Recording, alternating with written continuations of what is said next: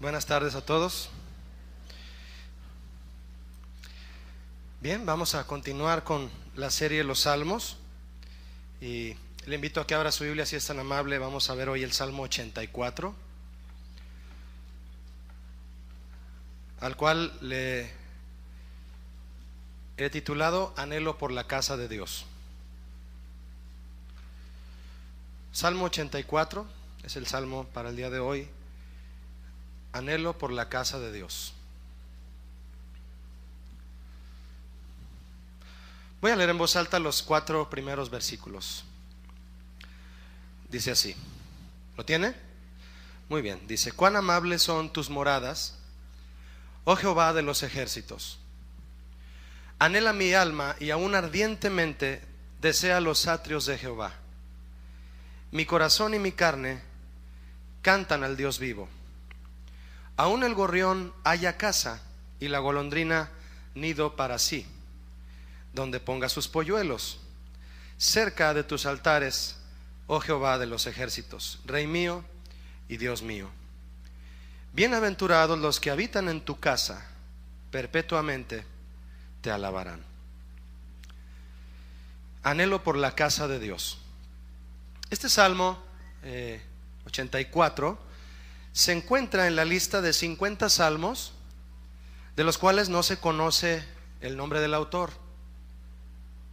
Hay salmos que fueron escritos por David, de hecho la mitad prácticamente del libro. Otros fueron escritos por Asaf, otros por los hijos de Coré, por Salomón, por Moisés, y hay uno por Etán y otro por un hombre llamado Emán. Este salmo, por su especial inspiración y espiritual contenido, captó la atención de un hombre muy estudioso de la palabra. Yo creo que usted ha escuchado hablar de él. Él se llamaba Carlos Spurgeon, y este hombre le llamó al Salmo 84 la perla de los salmos, debido a que lo consideró el más dulce de los salmos de paz. La mayoría de los salmos fueron compuestos en la época en que David introdujo el canto al tabernáculo, al templo. Y aunque no se sabe con certeza quién lo escribió, este salmo, bueno, pues hay comentaristas bíblicos, entre ellos quien le mencioné, Spurgeon, que sugieren a David como el autor. Sin embargo, lo que sí se puede asegurar por el estudio de la palabra es la influencia de David como instrumento de Dios para enseñar a su pueblo y plasmar en él, en el pueblo, un deseo profundo por la presencia de Dios por sobre todas las cosas. Deseo mismo que David mostró en muchos, si no es que en todos sus salmos, y el cual era, se lo repito, un deseo de anhelar la presencia de Dios por sobre todas las cosas. David escribió el Salmo 27 y en el versículo 4 él escribió: una cosa, fíjese lo que escribió, una cosa he demandado al Señor, una cosa le he pedido y nada más una.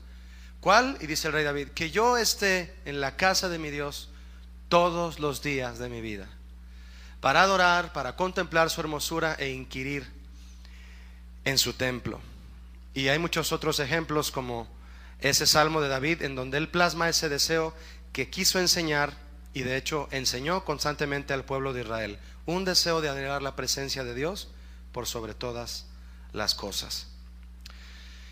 Bien, hermano, para entender lo más profundo posible, pero al mismo tiempo de manera resumida, cuál fue el propósito general de la obra del rey David, podemos decirlo de la siguiente manera.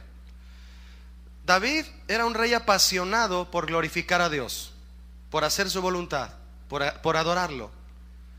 Y David recibe de Dios mismo la visión y la encomienda de hacer de Israel la capital mundial de la adoración al Dios verdadero. Para lo cual David se dio la tarea de establecer un sacerdocio de adoración continua.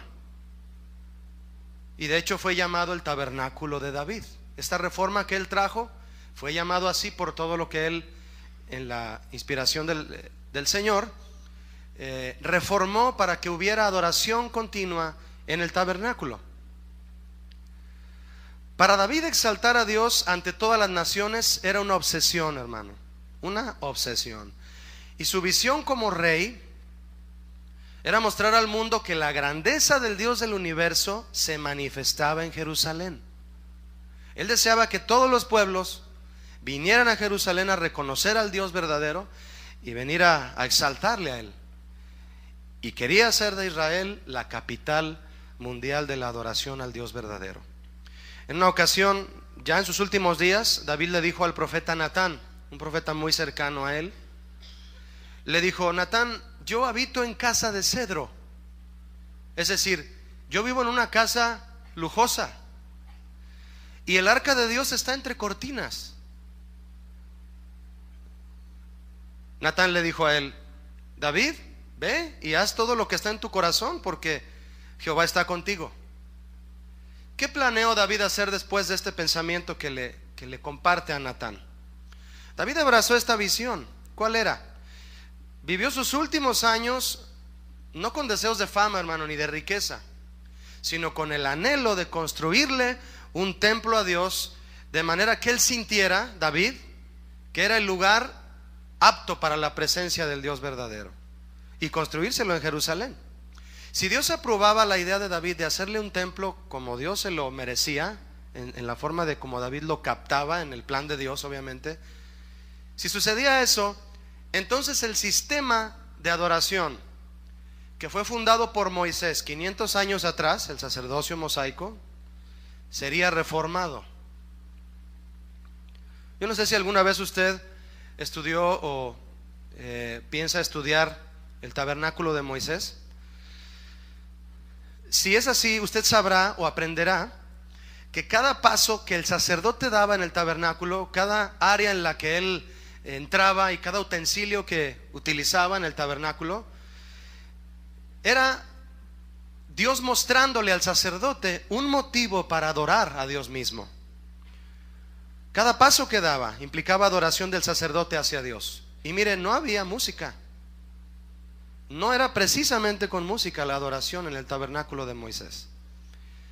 De hecho, esa es la parte medular de la adoración. Hoy en día, cuando escuchamos decir vamos a adorar a Dios, todos piensan en cantar. Y podemos cantar mucho, hermano, podemos cantar, cantar y cantar, pero la verdad es que la expresión máxima de la adoración no es cantar, es obedecer. Podemos cantar, cantar y cantar y estar en desobediencia, en desobediencia y en desobediencia. ¿Y de qué sirve cantar tanto, no? En el tabernáculo de Moisés no había música, pero cada cuestión que se manejaba ahí, cada asunto que se realizaba en el tabernáculo, motivaba al sacerdote a una actitud de adoración. Hoy, por la palabra de Dios, podemos entender esto. Nosotros tenemos, entre todos los privilegios que vamos a ver en este salmo, hermano, tenemos ese principalmente, o el primero de todos. ¿Cuál? Que entendemos por la revelación de Dios en su palabra, que aquella procesión en el tabernáculo, además de ser una santa obligación, porque era mandado por Dios hacer toda esa procesión, además de ser una santa obligación para los sacerdotes levitas, más que eso era el privilegio incomparable que tenían de poder acercarse a Dios, de tener comunión con Él y de adorarle. Hay un salmo que dice: ¿quién es el hombre para que tengas memoria de él, Señor? Y el Hijo del Hombre para que te acuerdes de él. ¿Quién es? Y sin embargo Dios tuvo a bien dar ese privilegio. Los sacerdotes tenían que entenderlo.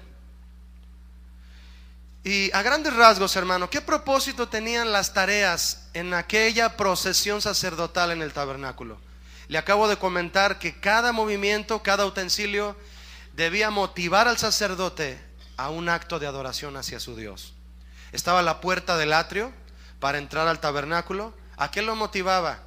La puerta era la entrada libre a los patios del Señor, la entrada abierta y gratuita a su salvación. Ese es un motivo de adoración, ¿no lo creen ustedes? Adoramos a Dios porque gratuitamente nos salvó. ¿O alguno de ustedes pagó algo aquí por su salvación? No, la salvación fue por gracia, ¿no? Y luego estaba el altar de bronce, que debía motivar también a adorar al sacerdote, porque representaba el sacrificio de Cristo y también nuestra entrega personal en sacrificio vivo a Él. Y luego se encontraba con el lavacro, el cual motivaba al sacerdote a adorar, porque se daba cuenta que venía la purificación de Dios hacia su vida por el agua. Y hoy nosotros somos purificados por el agua de la palabra, dice Pablo en Efesios 5. Y luego estaba la puerta del lugar santo, que representaba un paso más adelante hacia la gloria de Dios. Fuera del lugar santo, los metales que se usaban eran plata y bronce, pero en el lugar santo había oro. Ir de gloria en gloria en los niveles que el Señor nos quiere llevar. Se encuentra el sacerdote con la mesa de los panes, lo cual representa el alimento de la palabra de Dios. Es un motivo más de adoración, hermano, que Dios nos alimenta con su palabra viva y fresca. Amén, iglesia. Y luego está el altar de incienso, que representa el privilegio que tenemos, hermano, de poder tener comunión con Él. Apocalipsis dice que ese incienso eran las oraciones de los santos. Podemos establecer una oración, una relación con Dios con nuestra oración. Eso representaba el incienso y eso motiva a un acto de adoración. Señor, te adoramos porque podemos tener comunión contigo. El candelero, fuimos traídos de las tinieblas a la luz admirable del Señor. Ya no andamos caminando a oscuras, ¿cierto? Tenemos la luz de Cristo, Él es la luz de nuestra vida.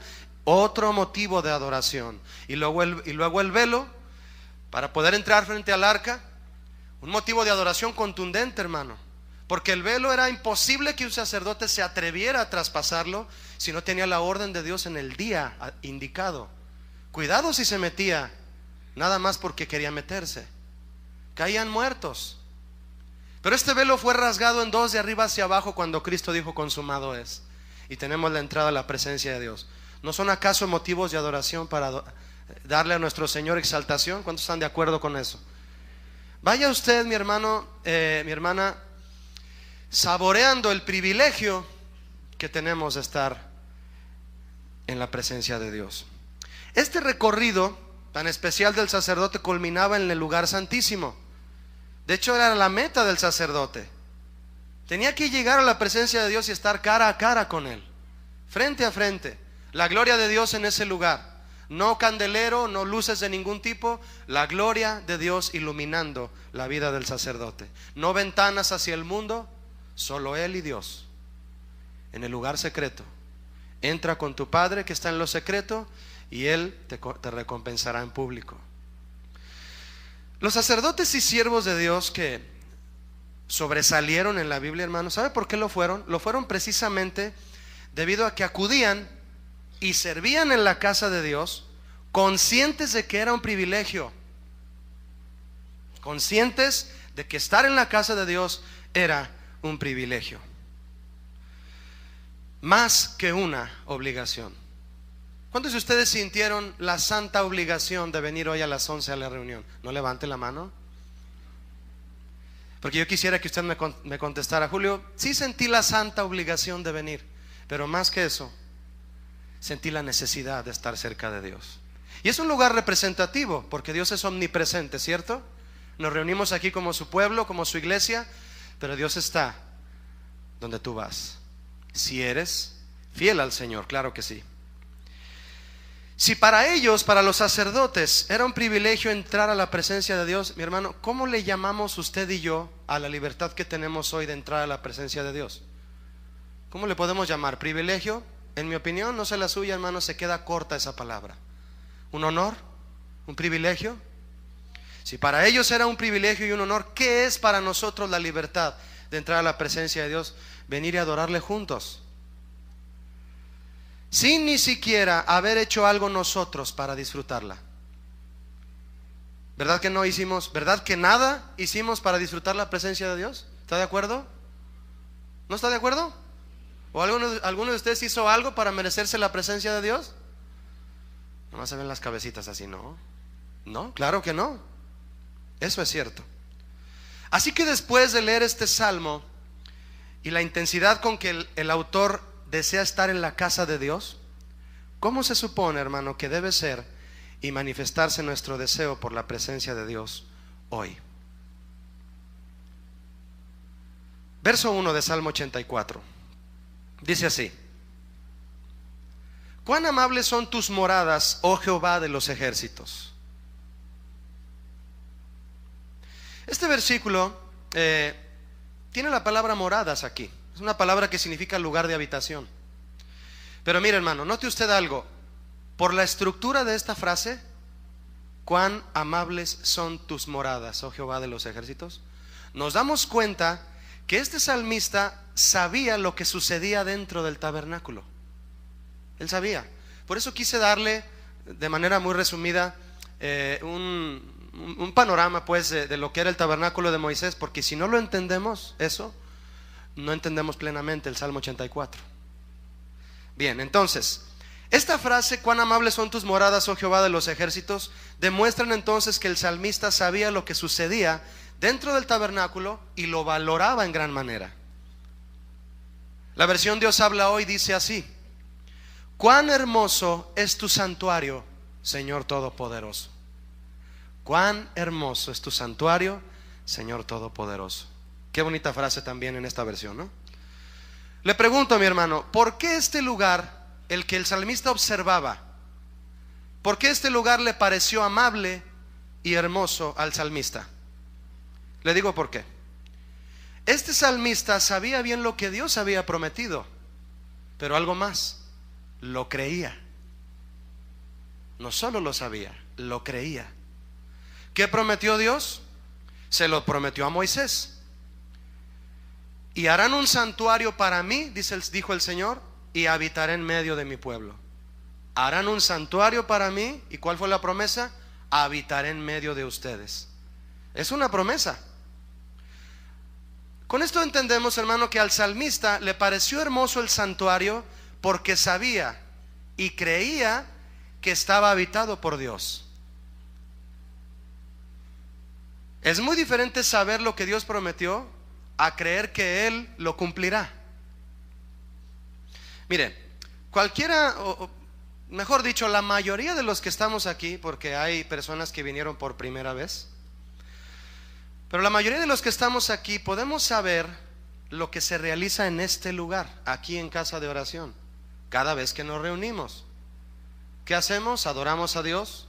Usted trae su ofrenda también, con su amor le da sus diezmos al Señor y escucha la palabra de Dios. Usted sabe lo que aquí realizamos. Pero es triste que no todos actúan y viven como si lo creyeran. No actúan y no viven como si lo creyeran. Jesús dijo: Dios es espíritu. ¿Dios es qué? Espíritu.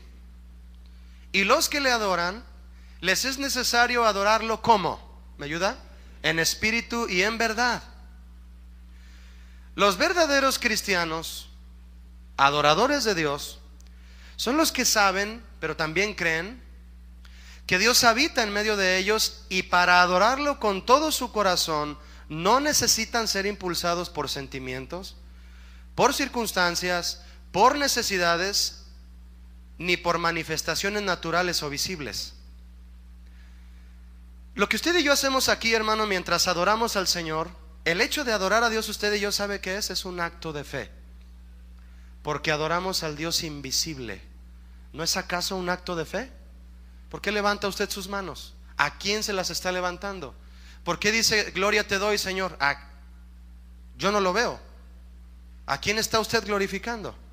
Al Dios invisible, al Dios que es espíritu. Nuestra adoración, mi hermano, es un acto de fe. Los que no adoran a Dios no tienen fe. La fe, según Hebreos, dice que es la certeza de lo que se espera. ¿Y nosotros qué esperamos? ¿Qué certeza tenemos de que ha de suceder aquí? Que la gloria de Dios se manifiesta y nos sana, y nos habla, y nos exhorta, y nos perdona, nos cubre, ¿cierto o no? Y también la fe es la convicción de lo que no se ve. ¿Quién tiene convicción de que el Dios invisible se manifiesta entre nosotros? Tú adoras a Dios y ese es un acto de fe. Es difícil creer que alguien tiene fe cuando no adora a Dios. Y los verdaderos adoradores adoran al Señor Dios Todopoderoso sin tener que ser impulsados por una circunstancia, un sentimiento o una necesidad. Lo adoran impulsados por la fe y por una necesidad profunda de estar cerca de Él. ¿Cuántos adoran a Dios por eso?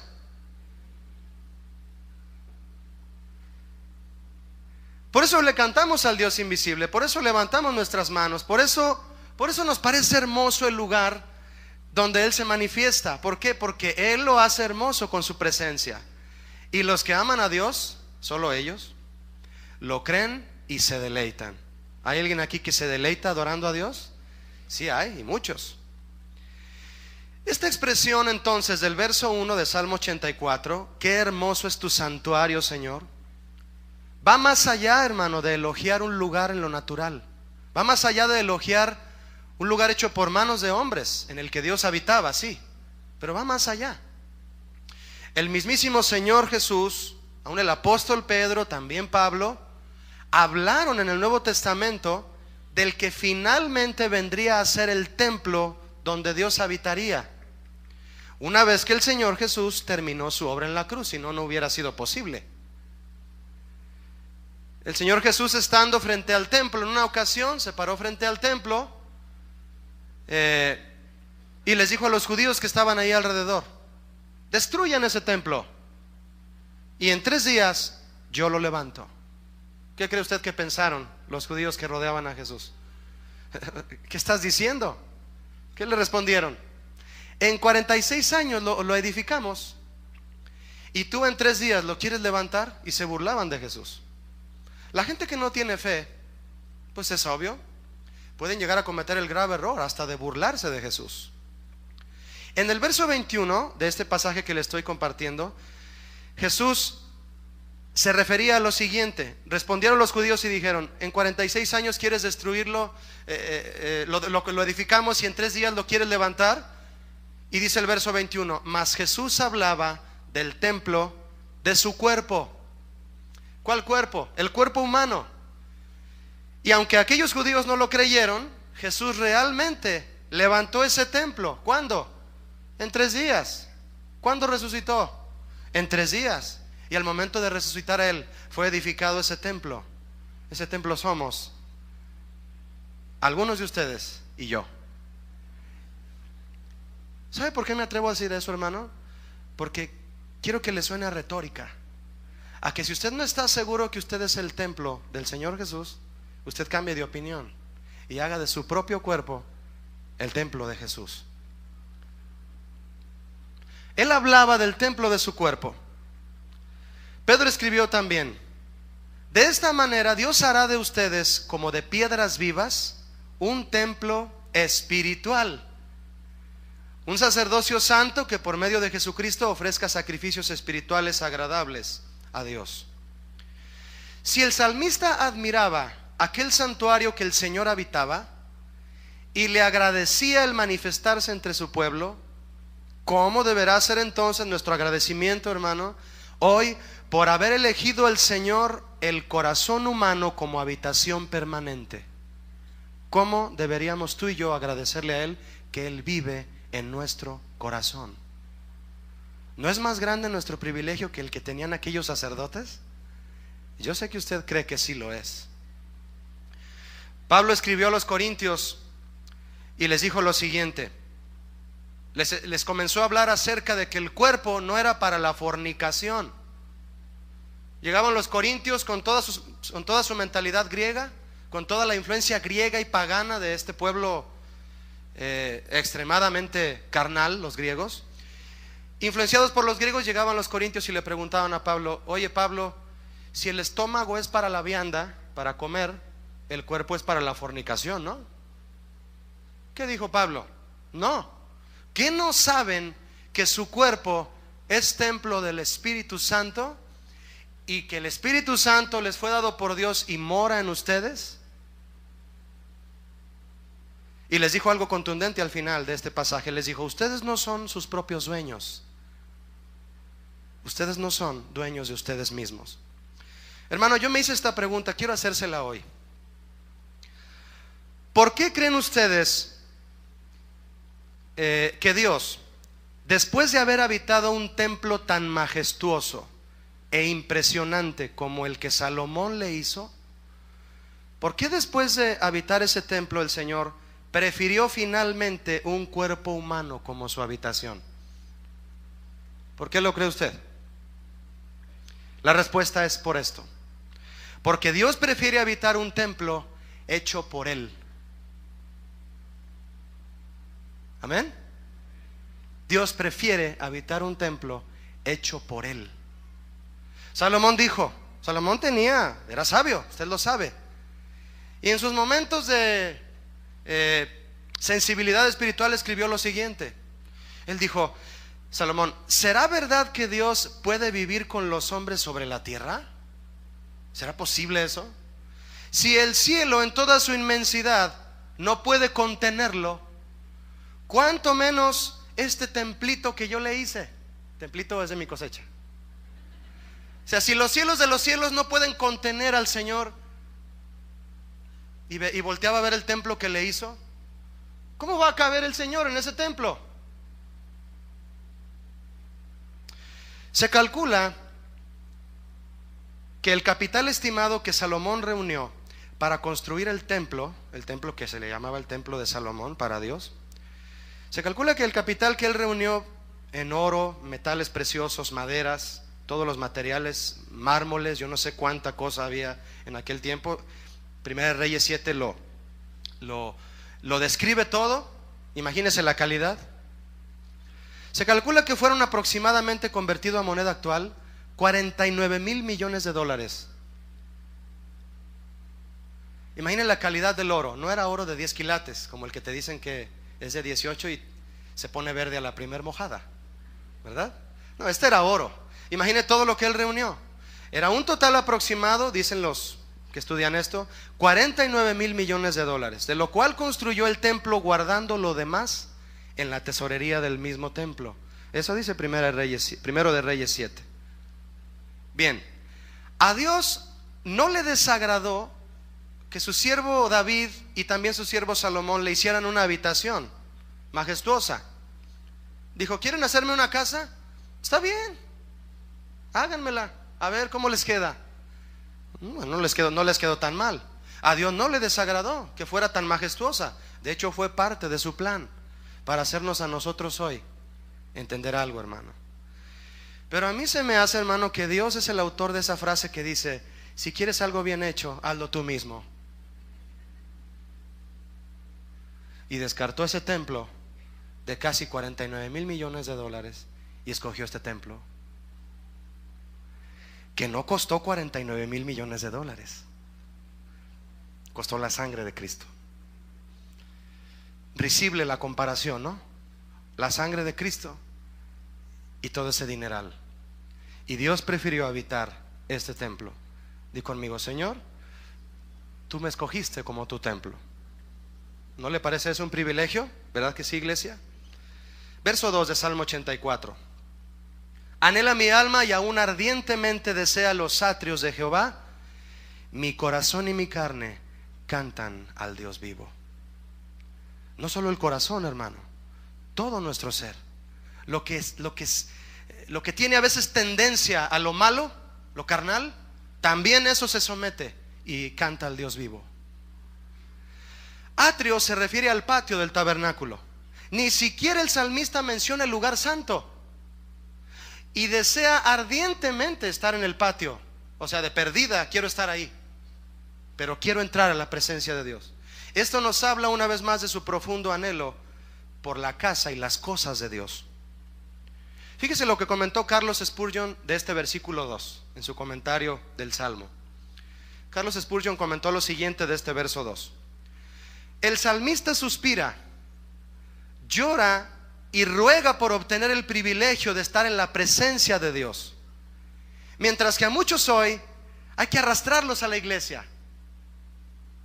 El salmista no necesitaba que repicaran campanas desde el campanario para inducirle a ir a la iglesia. Él llevaba la campana en su propio pecho, porque el santo apetito es una mejor llamada a la iglesia que la llamada de las campanas.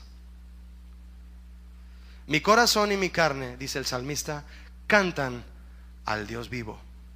Es interesante, mire hermano, que es interesante que la Biblia en inglés dice: mi corazón y mi carne claman al Dios vivo. Eso cambia todo. Claman al Dios vivo. Aquí la palabra cantan, que en inglés es clamar, en hebreo significa emitir un sonido estridente y gritar. Sumamente y usualmente dice con alegría, con júbilo y con regocijo. Mi corazón y mi carne gritan con alegría, con regocijo al Dios vivo. Eso es un anhelo por la casa de Dios, ¿no lo cree? No cabe duda que viendo el significado del idioma nos cambia la comprensión del asunto, ¿no? Qué importante. Déjeme decirle algo, hermano.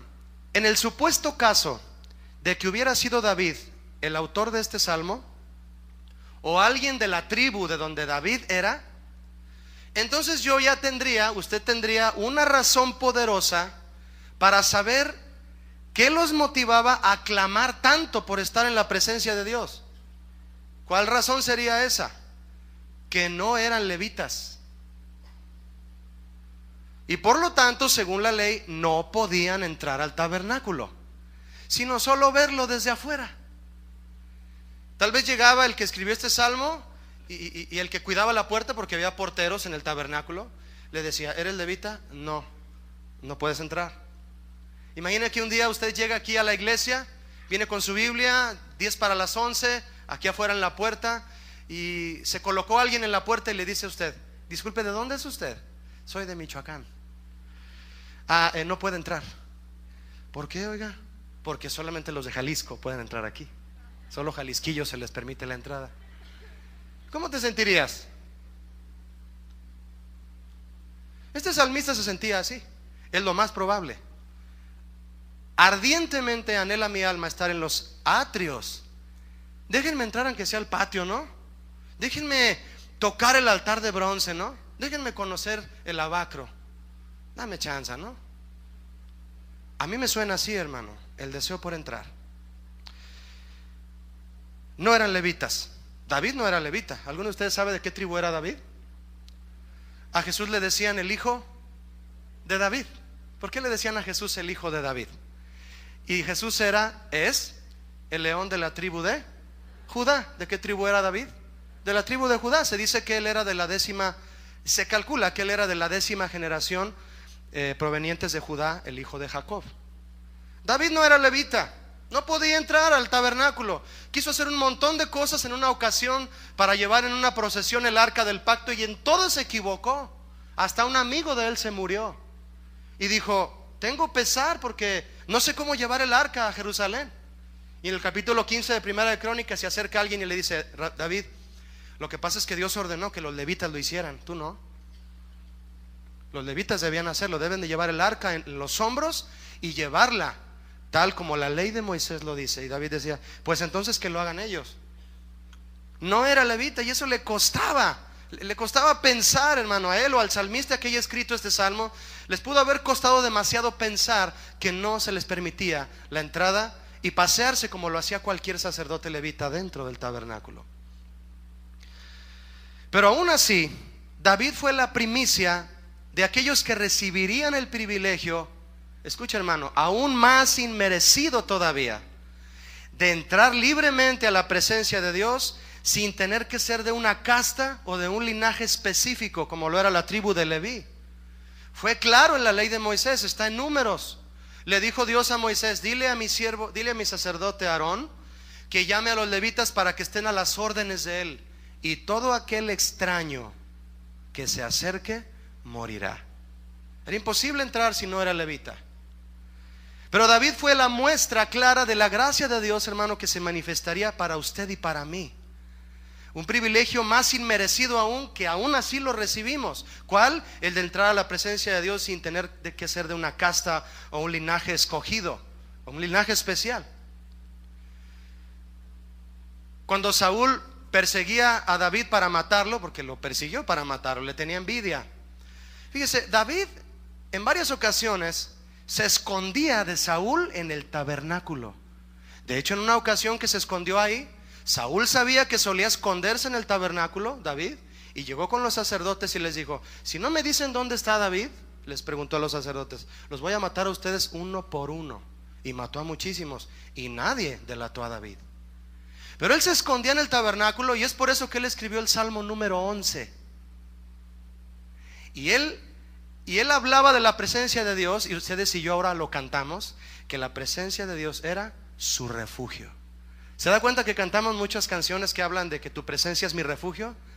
David es el autor de esa idea. Tu presencia es mi refugio. En otra ocasión, David estando o pasando por el tabernáculo, llegó con sus soldados en caballos, cansados, hambrientos, y llega y le dice al sacerdote: oye, tengo hambre, ¿no tienes algo por ahí? Y le dice el sacerdote: pues lo único que tengo son panes de la mesa de los panes de la proposición, los panes santos. Saca los panes el sacerdote y se los da, se los come David.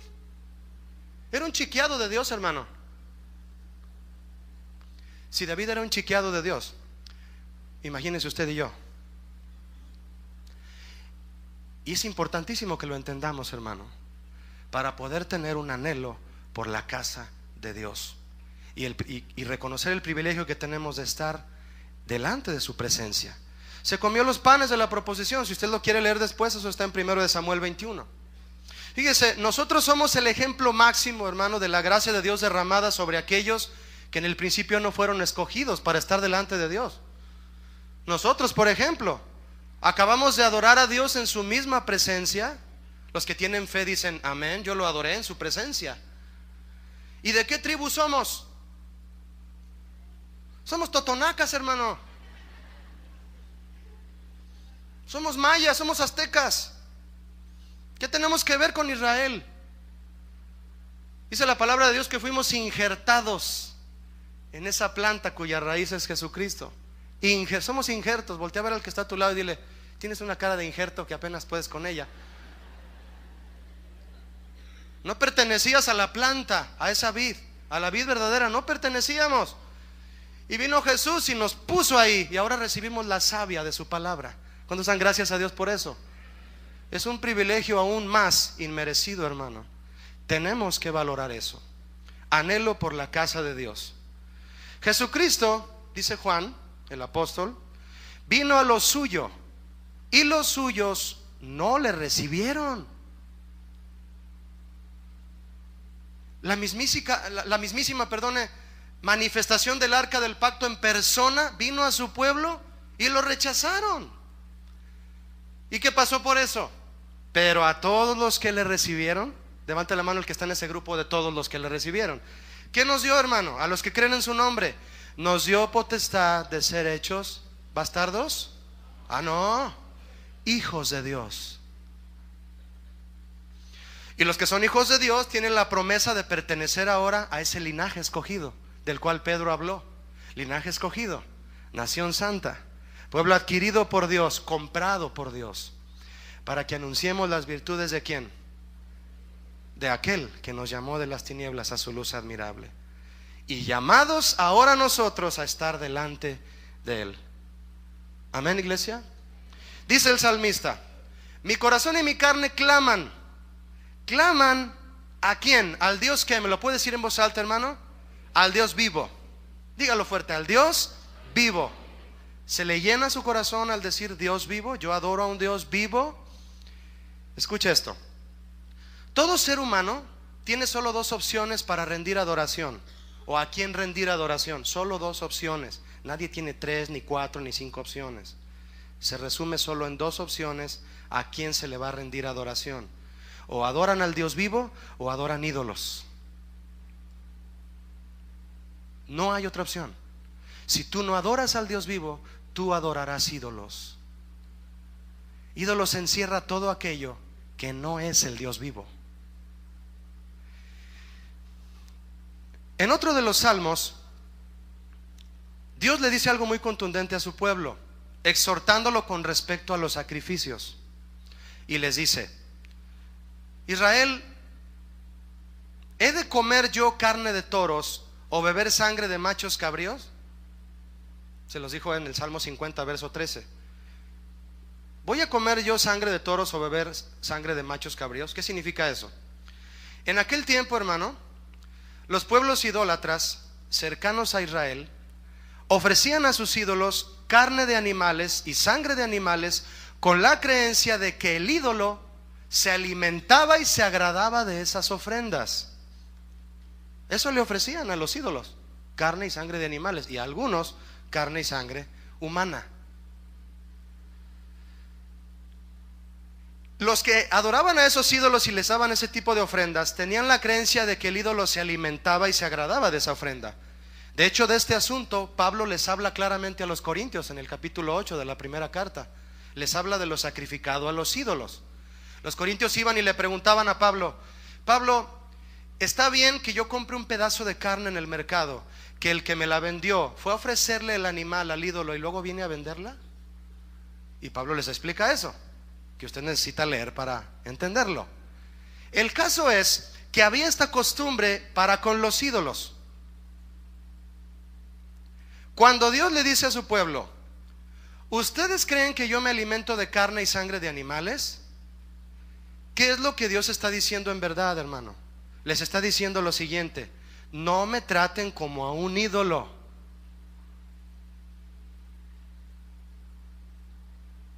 No me traten como a un ídolo. No me traigan carne ni sangre de animales. No soy un ídolo. Es muy importante, mis hermanos, que nos examinemos con respecto a nuestra percepción del Dios vivo. No vaya a ser que lo estemos tratando como un ídolo. Según el Salmo 115, déjeme hablarle algo. Los ídolos están en la tierra, ¿cierto o no? Limitados. ¿Limitados a qué? A un solo lugar. Se les edifica templos grandiosos y costosos sin que estos ídolos muestren la más mínima manifestación de gloria. Es por eso que tenerles fe es algo totalmente insensato. En cambio, nuestro Dios está, ¿cómo dijimos? Está vivo, y dice el Salmo 115, y está en el cielo, y todo lo que quiso Él hizo. Su gloria no cupo en el templo de Salomón, y prefiere el corazón del hombre. Por eso el hombre que confía en el Dios vivo es bienaventurado. ¿En dónde? En donde quiera que confíe en Él. ¿Me explicó? ¿Qué le quiero decir con esto, mi hermano? Dejar de tener fe en el Dios vivo equivale a considerarlo como a cualquier ídolo. Aunque usted esté aquí hoy, le pregunto: ¿tiene usted fe en el Dios vivo? ¿O acciona usted su fe solo cuando viene a este lugar? Porque hay muchos cristianos que tienen una fe impresionante solo cuando están en la iglesia. Se enferman y piden oración por la enfermedad en la iglesia, pero en su casa nunca oran por los enfermos. Cantan y tratan de manifestar expresiones de gratitud a Dios en la iglesia, pero en su casa nunca adoran a Dios. ¿Acciona usted su fe en el Dios vivo solo cuando viene a la iglesia? Otro comentario en esta comparación de ídolo y el Dios vivo. No hay comparación, es un comentario comparativo nada más. Quien tiene a un ídolo como su Dios tiene la libertad de acercarse solo a él, al ídolo, solo cuando tenga problemas o necesite algo. Y el ídolo no se molesta por eso. Los que adoran ídolos y se acercan a ellos solo para recibir un milagro de ellos, el ídolo no se molesta si nada más lo van a ver cuando tienen problemas.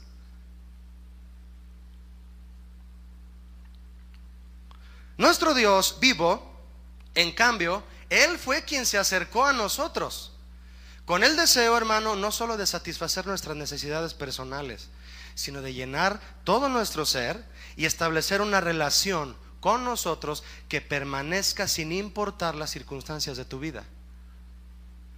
Ese es el Dios vivo. Y estamos diciendo lo que sucede cuando se adora a un ídolo. ¿Qué significa esto? ¿Clamamos a Dios solo en momentos de necesidad personal? Mi hermano, para eso son los ídolos. Para eso son los ídolos, para clamar a ellos solo cuando hay una necesidad personal. El Dios vivo no quiere que clamemos solo en esos momentos, sino que tengamos una relación constante con Él. Amén, iglesia. ¿Me estoy explicando? Otro comentario más: el ídolo tiene que ser defendido, protegido, transportado a determinado tiempo y lugar específico. Sus adoradores se hacen cargo de él en espera de su milagro. Nuestro Dios, en cambio, Él es quien nos defiende, Él es quien nos protege, Él es quien nos guarda en el hueco de su mano, dice el Salmo 95. Él nos carga a su casa, Él nos trae. ¿A poco cree usted que usted vino por su propia fuerza aquí? Él nos atrae, mi hermano, con cuerdas de amor, dice su palabra. Él lo trajo a usted aquí. Él adereza mesa delante de nosotros, en presencia de nuestros angustiadores. Él lo hace. ¿Cómo están conscientes de eso? Espero que sí. Porque a Dios le importa nuestro corazón, a un ídolo no. A un ídolo no le importa la salvación de ningún alma. De hecho, el propósito por el cual el hombre inventó los ídolos fue para tener dominio sobre los ignorantes y para su propia perdición. Debido, dice la palabra, que detrás de los ídolos hay demonios operando. 1 Corintios 10, si usted puede leerlo después. Entonces, mi hermano, la razón o las razones por las cuales decidimos venir a este lugar, a casa de oración, o que cualquier cristiano tenga razones para asistir a su iglesia, a reunirse, esas razones nos deben de ayudar a determinar si percibimos al Señor como el Dios vivo o como un ídolo.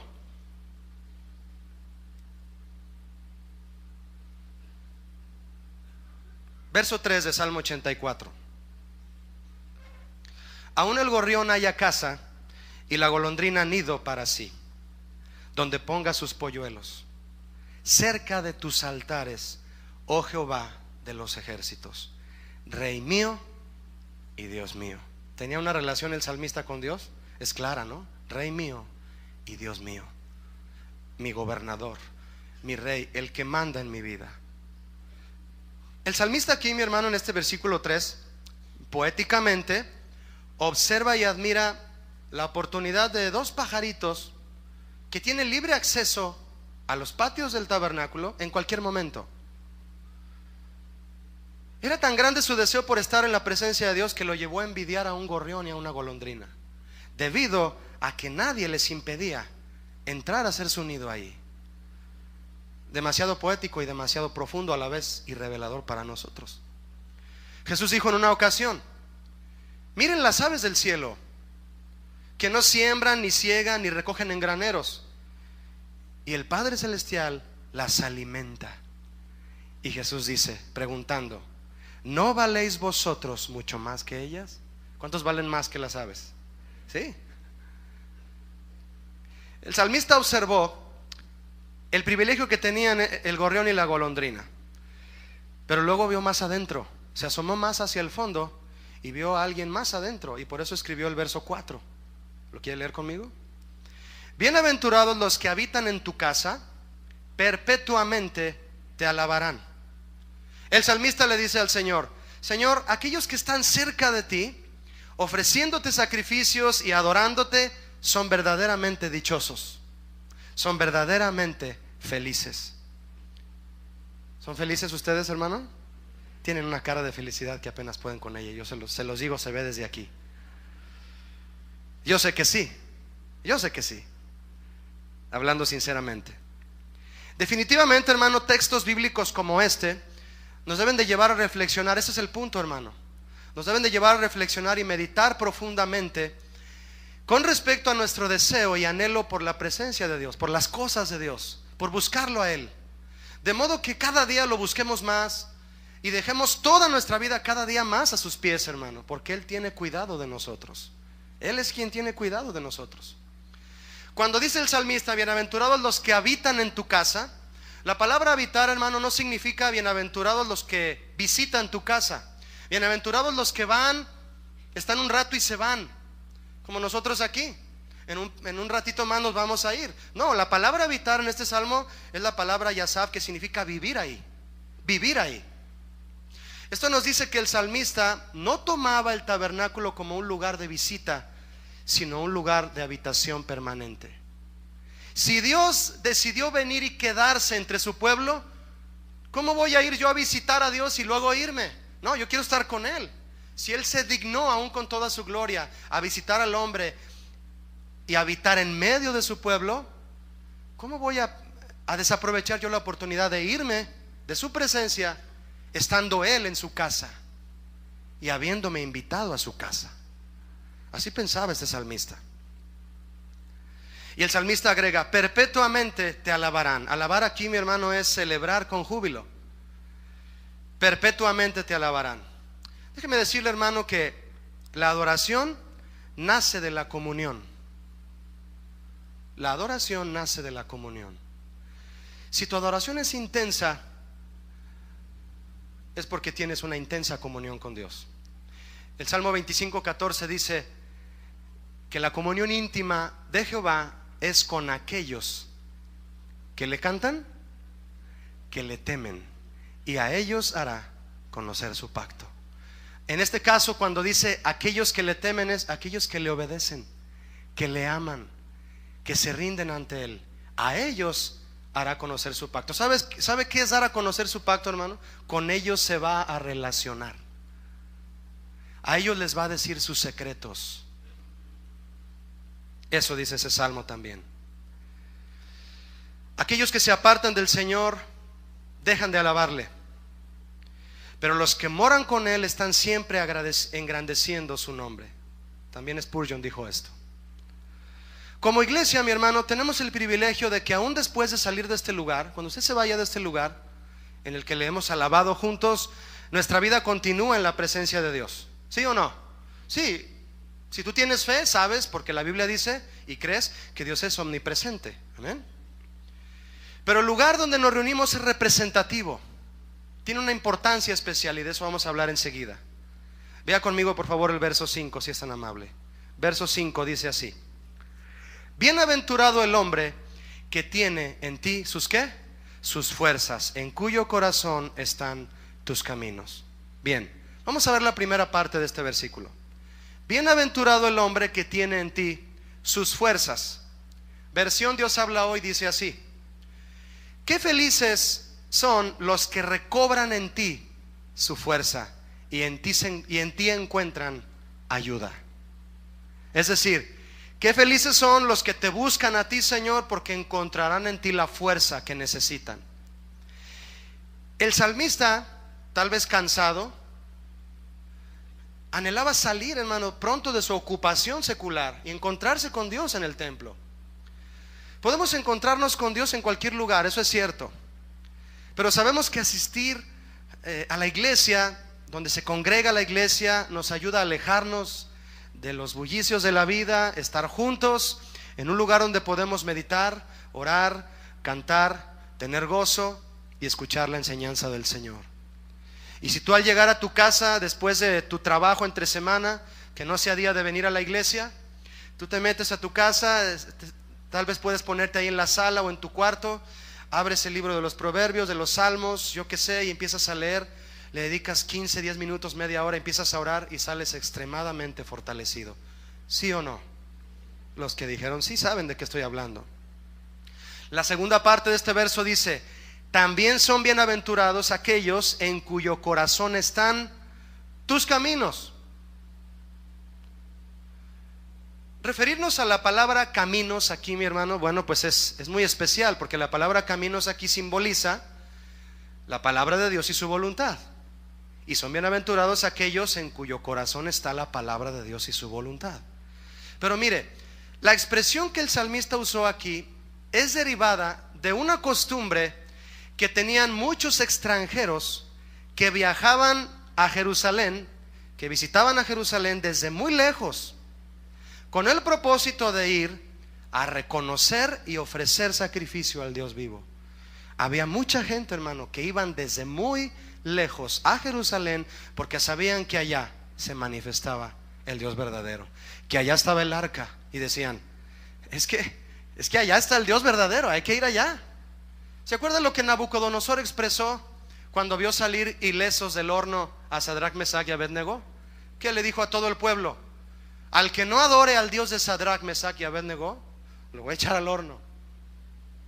Porque descubrió que los había salvado y reconoció que el Dios de Sadrach, Mesach y Abednego era el Dios verdadero, y lo adoró.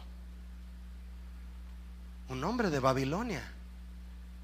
De todo el mundo, hermano, van a buscar el lugar donde Dios se manifiesta, Dios va a permitir que ellos tengan hambre y van a ir a ofrecerle sacrificio al Dios vivo.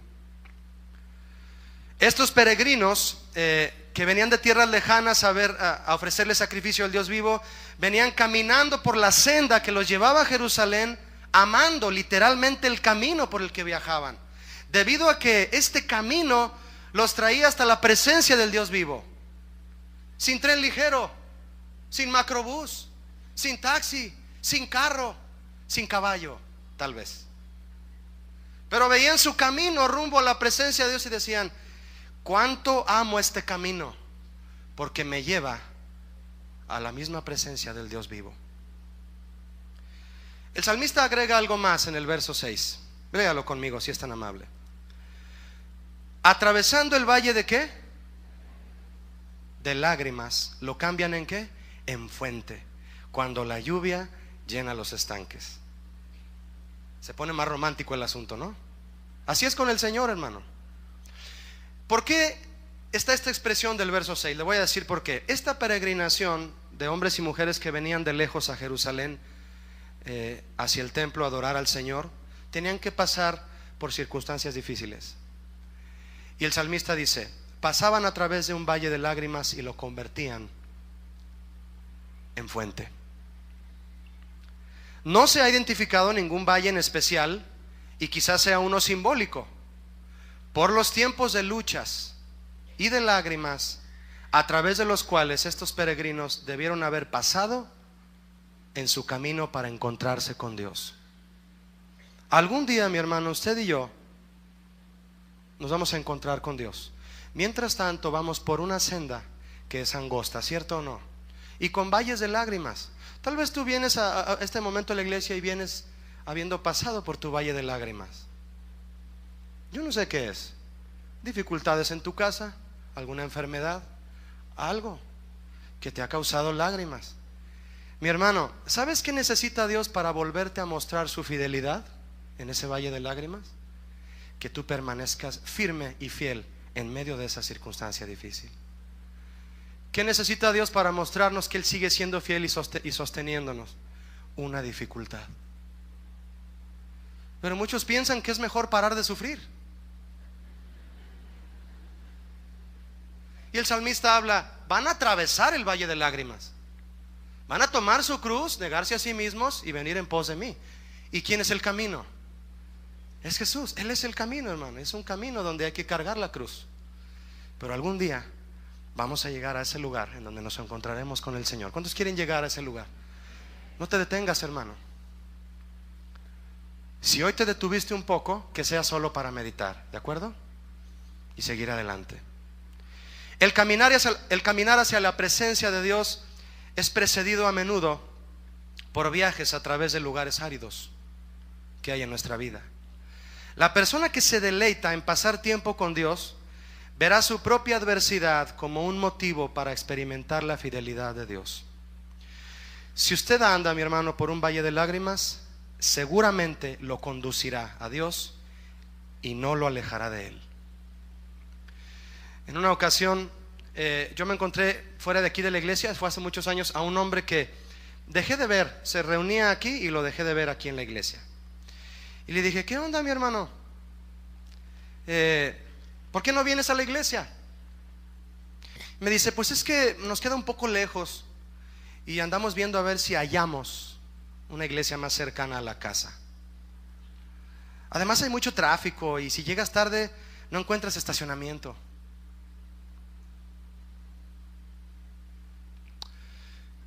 El pastor Memo Gómez de California me platicó en una ocasión que dejó de ver a una familia asistir a la iglesia que lo hacían con regularidad. De repente ya no los vio ir.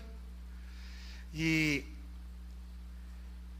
él tuvo que enterarse por otros medios de personas que tenían confianza con esta familia de las verdaderas razones por las cuales ya dejaron de ir a la iglesia.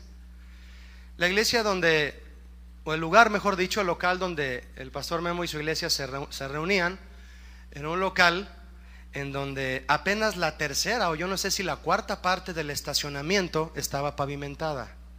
Pero la mayor parte del estacionamiento de la iglesia, y vaya que hay estacionamiento ahí en las iglesias, ¿verdad? Allá no tenemos por qué ir a tapar las cocheras. La mayor parte del estacionamiento era pura tierra. Y al pastor Memo le llegó el comentario de que, entre otras cosas que pusieron como pretexto estas personas, fue: no, pues es que nos queda muy lejos. Lo principal es que nos queda muy lejos. Y luego llegas, y si ya está ocupado el estacionamiento de pavimento, te metes a estacionarte donde está la tierra y te empolvas todito y se ensucia el carro. Esos, hermano, no son peregrinos. Ellos no son peregrinos. La gente que piensa así no son peregrinos rumbo a la presencia de Dios. No lo son. Los peregrinos no hacen enramadas ni emiten este tipo de quejas. Nos dicen: Julio, yo pasé por mi valle de lágrimas con los olores ahí en el tren ligero, en el macrobús, porque tu ciudad se mueve en grande. He pasado unos valles de lágrimas ahí, hermanos. Esos no son valles de lágrimas. Esa es gente apretada en el medio de transporte, es todo.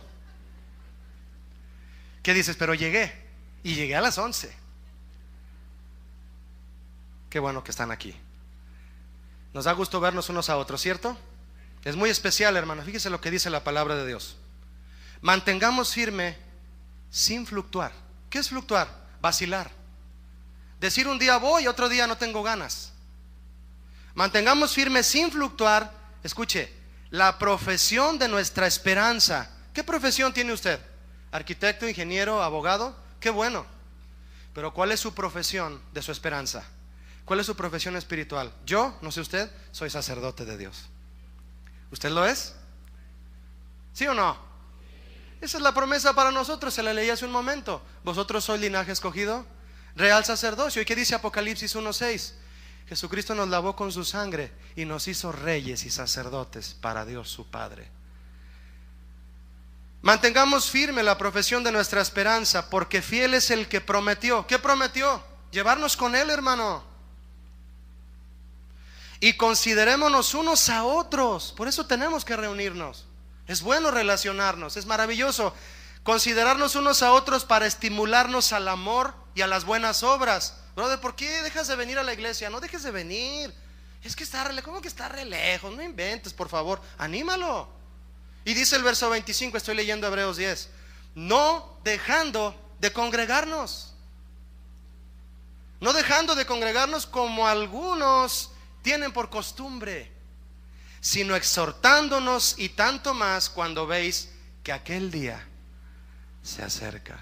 ¿Cuál día, hermano? El día en el que Dios dirá: no peregrinaste, creíste que por estar en el mundo pertenecías a Él. ¿Y qué dijo Jesús?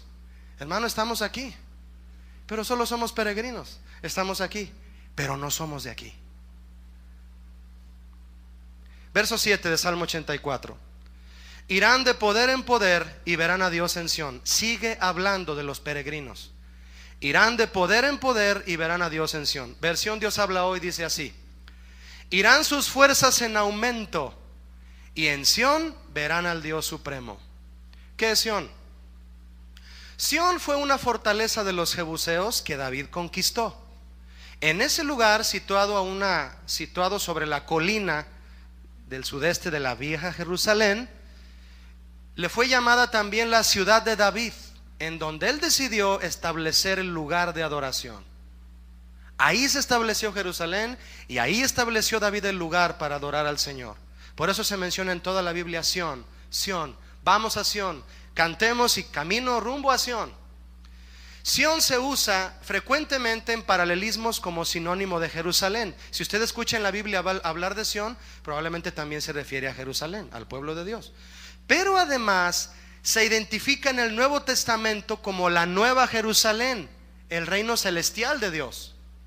Dice la palabra de Dios: sino que os habéis acercado al monte de Sión, a la ciudad del Dios vivo, Jerusalén la celestial, a la compañía de muchos millares de ángeles. Y de esta ciudad, hermano, en la que un día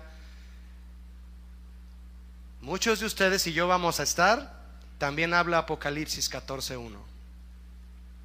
En este verso 7, el salmista escribe, inspirado por Dios, acerca del destino de los peregrinos, que van camino a su morada eterna con Dios, sin detenerse, sin poner pretextos, porque Dios los va a sostener hasta el final. Dice, irán de poder en poder. Van a crecer, van a madurar, van a ser más fuertes, van a poder ver de diferente manera el pecado y rechazarlo. Van a ser cristianos más comprometidos. Irán de poder en poder hasta llegar ¿a dónde? A Sión, a su meta espiritual, a la máxima, a la presencia de Dios.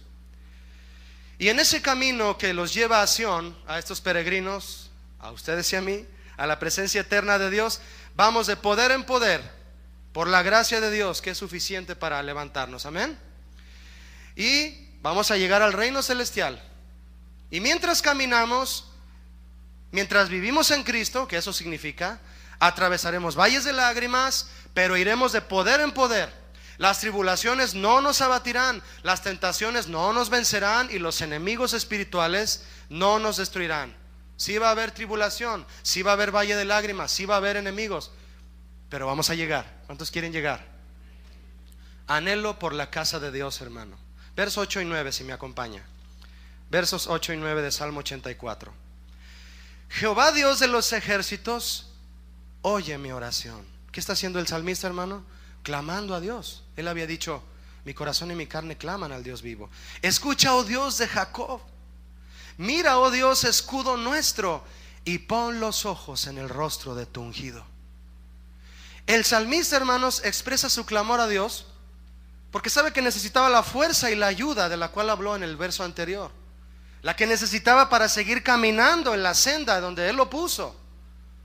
¿Cuántos quieren ser fortalecidos por Dios continuamente? Los que esperan a Jehová tendrán ¿qué? Nuevas fuerzas, hermano. No solo lo cantes, clama a Dios por esa fuerza. Si te has detenido en el camino, no te detengas.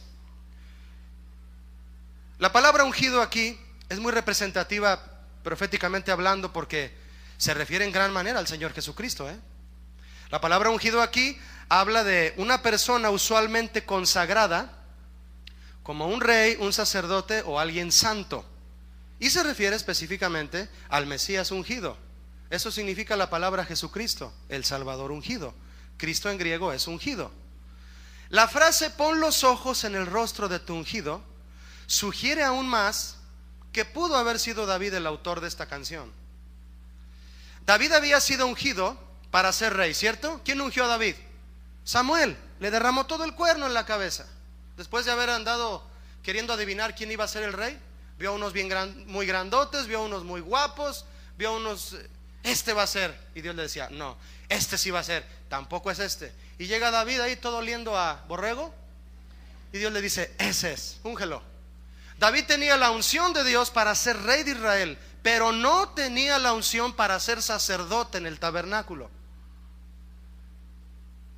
Y él anhelaba esa unción, anhelaba esa especial unción. Anhelo por la casa de Dios. Verso 10, acompáñeme. Porque mejor es un día en tus atrios que 1000 fuera de ellos. Qué palabras, ¿no? Escogería antes estar a la puerta de la casa de mi Dios que habitar en moradas de maldad. El que entiende esto lo vive. Como si el salmista dijera lo siguiente, hermano, mire, permítame parafrasearlo un poco. Ni siquiera un poco de la presencia de Dios puede ser comparable o compensado con todos los deleites que el mundo ofrece.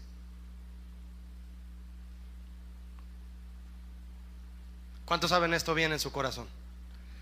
Ni siquiera un poco de la presencia de Dios puede ser comparable o compensado con todos los deleites que el mundo ofrece. Los atrios, hermano, que eran el patio, como le decía, encerrados por una cerca. El salmista expresa, prefiero estar en el patio del templo que irme a una cantina, que irme a un antro, que irme a un lugar que ofende a Dios.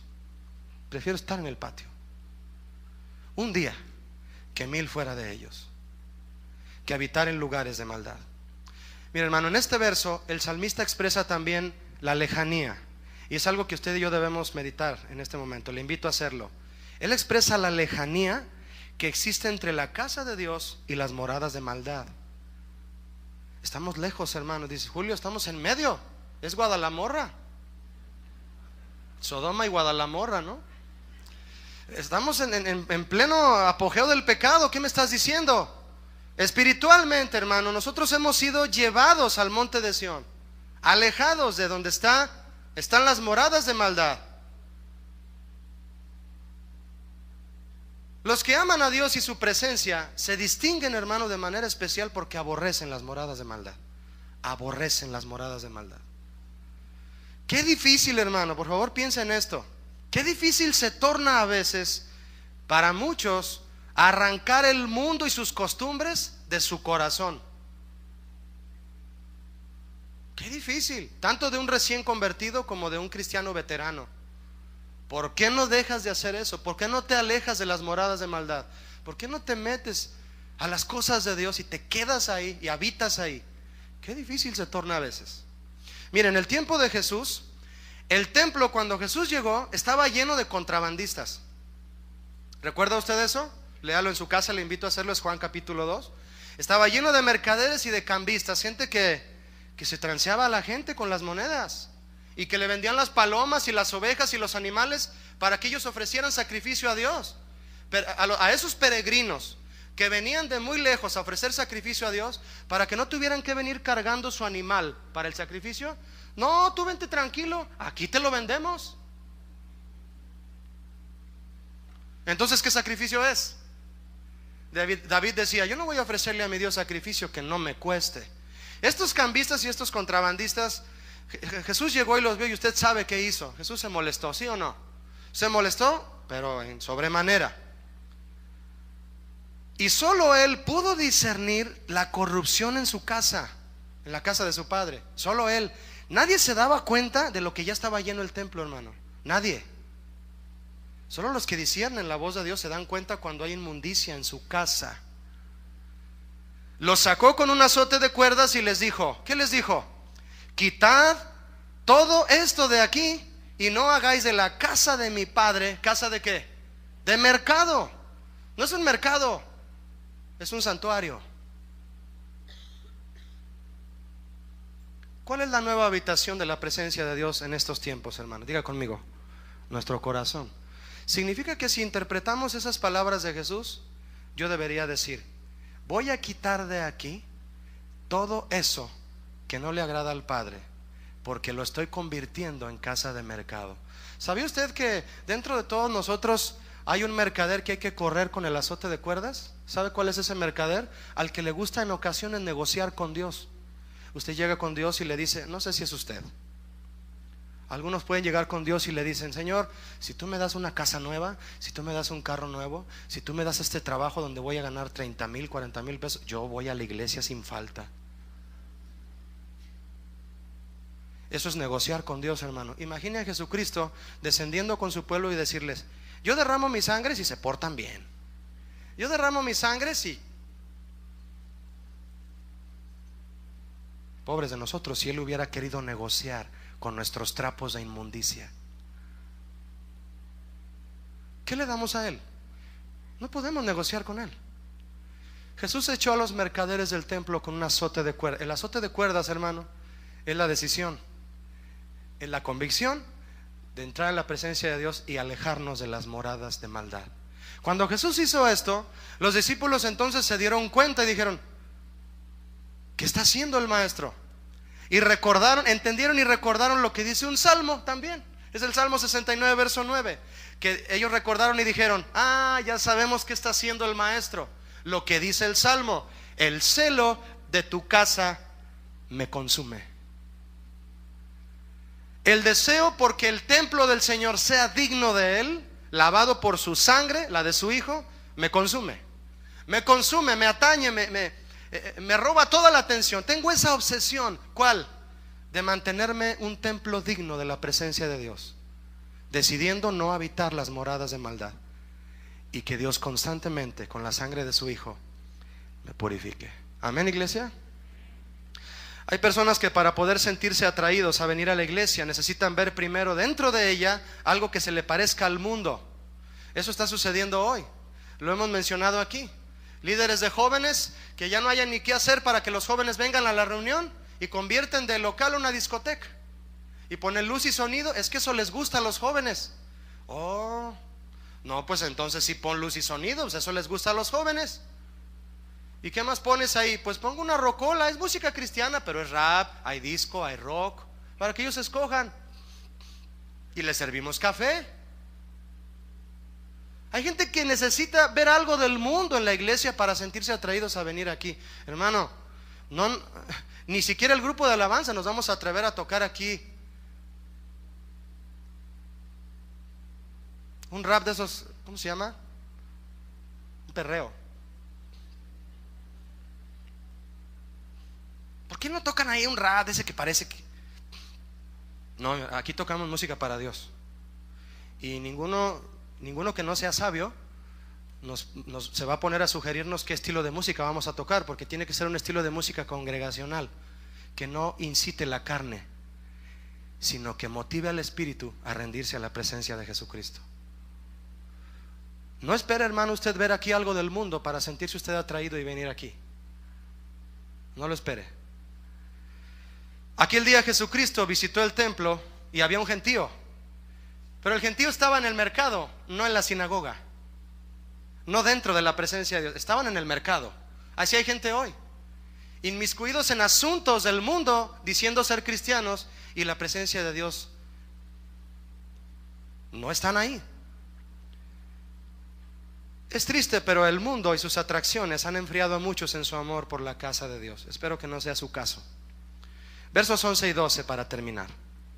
11 y 12 de Salmo 84. Porque sol y escudo es Jehová Dios, gracia y gloria dará Jehová. No quitará el bien a los que andan en integridad. Jehová de los ejércitos, dichoso el hombre que en ti confía.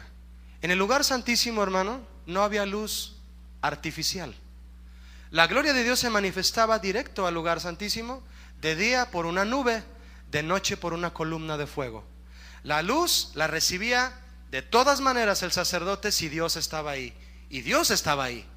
Y dice el salmista: sol y escudo es Jehová Dios. Cuando llego a la presencia de Dios, Él me muestra que Él es mi luz. Él me muestra que Él es quien ilumina mi vida. Él es quien me defiende y quien nunca retirará el bien si ando en integridad con Él. Jehová de los ejércitos, por eso es dichoso el hombre que en ti confía. Le invito a orar antes de irse. Cierre sus ojos y diga conmigo: Señor, gracias por tu presencia. ¿Qué podemos decir, Señor? ¿Qué podemos expresarte a ti que sea más sorprendente que tu presencia? Nos has hecho menor que los ángeles y nos coronaste de muchos favores y misericordias, Señor. Y nos tienes aquí, en este lugar que representa tu santuario, pero en realidad vives en nosotros. Nosotros somos tu habitación eterna, Señor. Y sé que muchos aquí desean serlo realmente, tu habitación eterna. Si hay alguien aquí, Señor, que no tiene la seguridad de ser una habitación permanente de tu presencia, tócalo esta mañana, Señor. Hazle ver tu grandeza, tu amor y tu cuidado que nadie más tiene por nosotros. Y provoca en nosotros esa hambre que necesitamos, Señor, de venir a tu santuario, de venir a escuchar tu palabra con verdadero apetito espiritual. Y no tratarte, Señor, como se trata a los ídolos.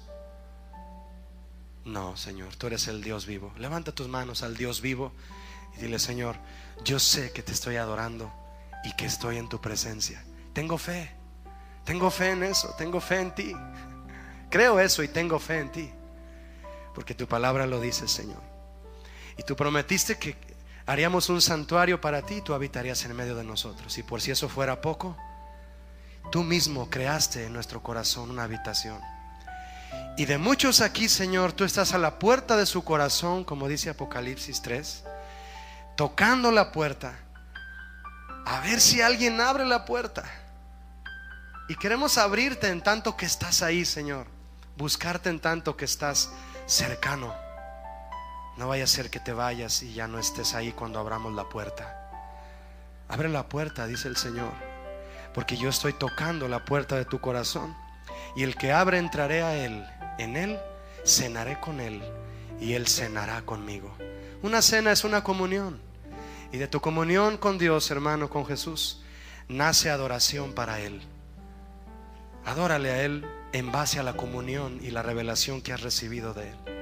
Señor, te amamos, te adoramos. Cuán amables son tus moradas, oh Señor. Anhela nuestra alma y nuestro corazón y nuestra carne aún ardientemente, Señor, estar en tus atrios, entrar a tu presencia, ofrecerte sacrificios de alabanza, Señor. Que tu pueblo en este lugar, un pedazo de tu pueblo que está en todo el mundo, Señor, te adoremos hambrientos de tu palabra y sedientos de tu Espíritu Santo. Amén. Dios les bendiga, hermanos. Muchas gracias.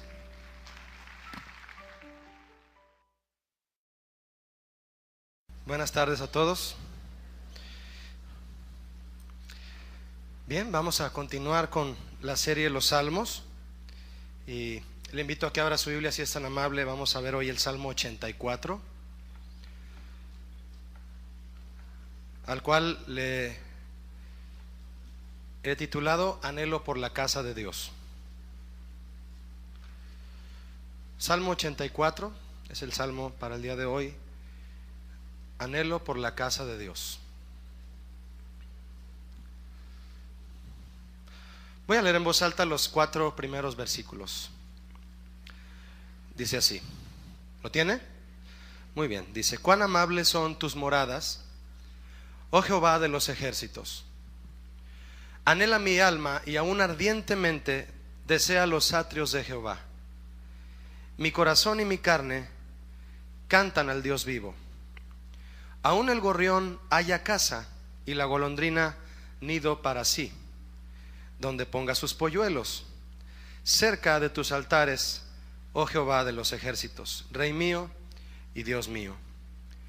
Bienaventurados los que habitan en tu casa, perpetuamente te alabarán. Anhelo por la casa de Dios.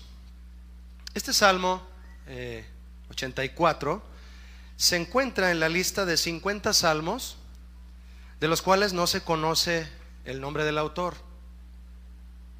Hay salmos que fueron escritos por David, de hecho la mitad prácticamente del libro. Otros fueron escritos por Asaf, otros por los hijos de Coré, por Salomón, por Moisés, y hay uno por Etán y otro por un hombre llamado Emán. Y el arca de Dios está entre cortinas.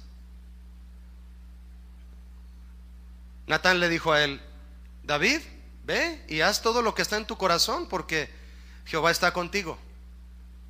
¿Qué planeó David hacer después de este pensamiento que le comparte a Natán? David abrazó esta visión. ¿Cuál era?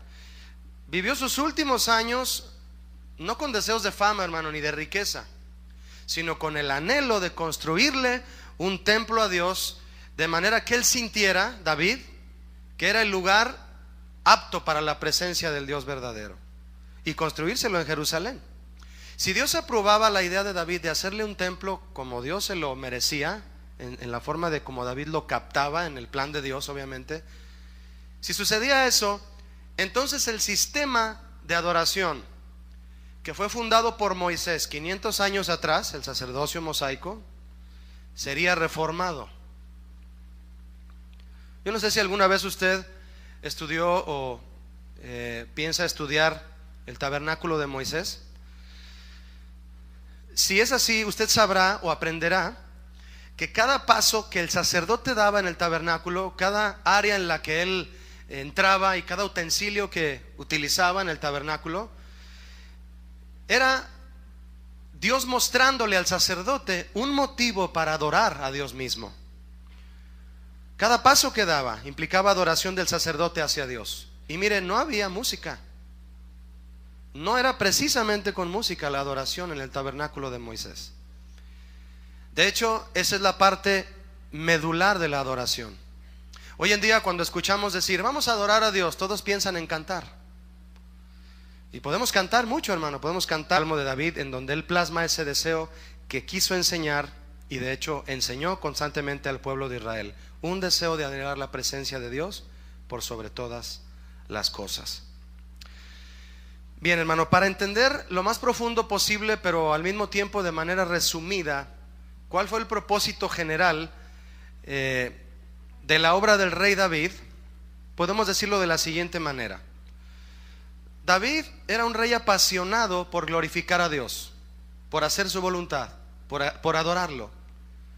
Y David recibe de Dios mismo la visión y la encomienda de hacer de Israel la capital mundial de la adoración al Dios verdadero.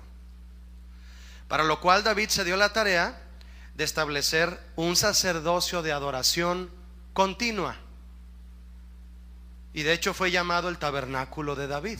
Esta reforma que él trajo fue llamado así por todo lo que él, en la inspiración del Señor, reformó para que hubiera adoración continua en el tabernáculo.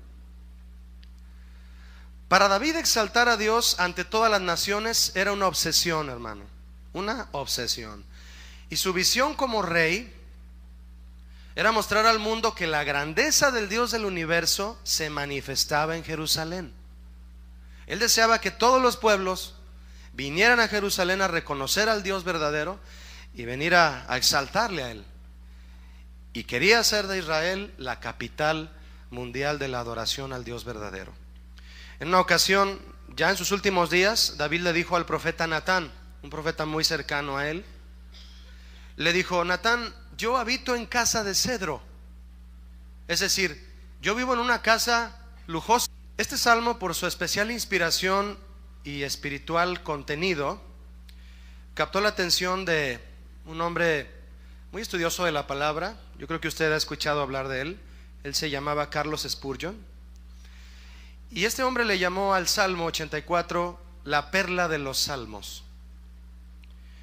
debido a que lo consideró el más dulce de los salmos de paz. La mayoría de los salmos fueron compuestos en la época en que David introdujo el canto al tabernáculo, al templo. Y aunque no se sabe con certeza quién lo escribió, este salmo, bueno, pues hay comentaristas bíblicos, entre ellos quien le mencioné, Spurgeon, que sugieren a David como el autor.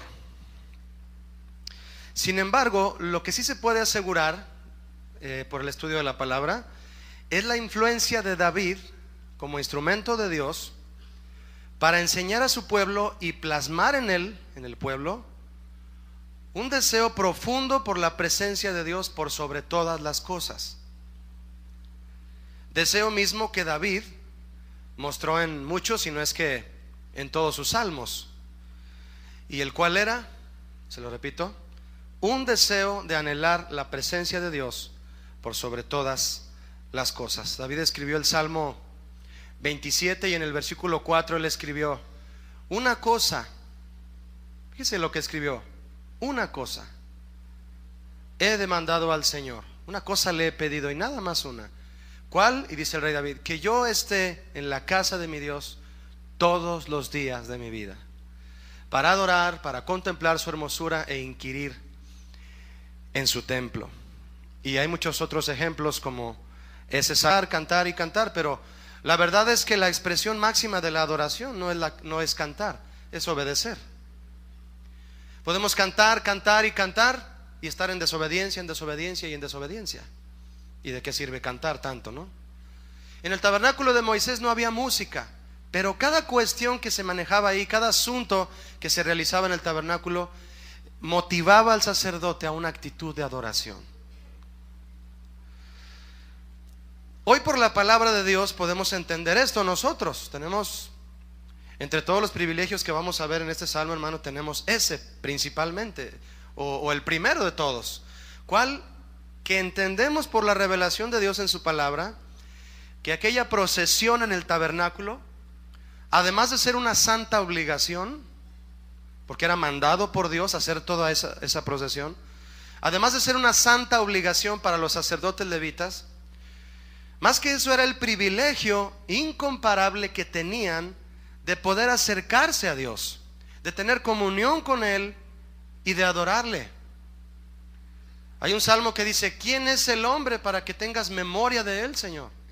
Y el Hijo del Hombre para que te acuerdes de él. ¿Quién es? Y sin embargo Dios tuvo a bien dar ese privilegio. Los sacerdotes tenían que entenderlo. Y a grandes rasgos, hermano, ¿qué propósito tenían las tareas en aquella procesión sacerdotal en el tabernáculo? Le acabo de comentar que cada movimiento, cada utensilio debía motivar al sacerdote a un acto de adoración hacia su Dios. Estaba la puerta del atrio para entrar al tabernáculo. ¿A qué lo motivaba? La puerta era la entrada libre a los patios del Señor, la entrada abierta y gratuita a sus